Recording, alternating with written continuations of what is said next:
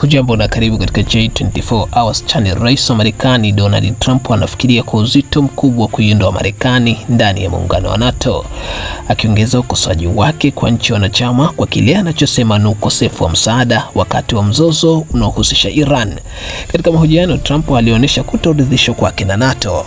Akizungumza na gazeti la Uingereza The Telegraph, rais huyo alisema uwezekano wa kuondoka kwenye muungano huo ni mkubwa. Ndiyo, ningesema ni zaidi ya kufikiria upya. Sijawahi kushawishika na NATO.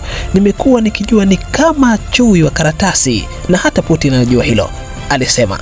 Trump alisitiza msimamo huo katika mahojiano na Reuters, akisema anafikiria kabisa kujaribu kuiondoa Marekani kwenye NATO.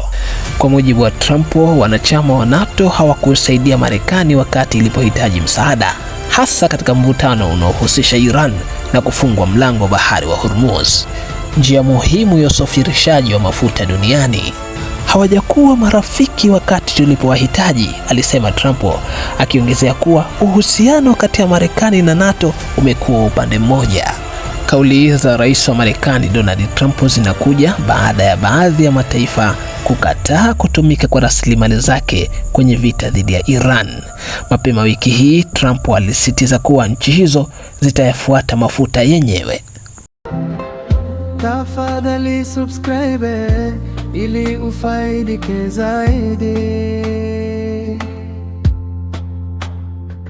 Karibu katika chaneli yetu kwa habari za kuaminika.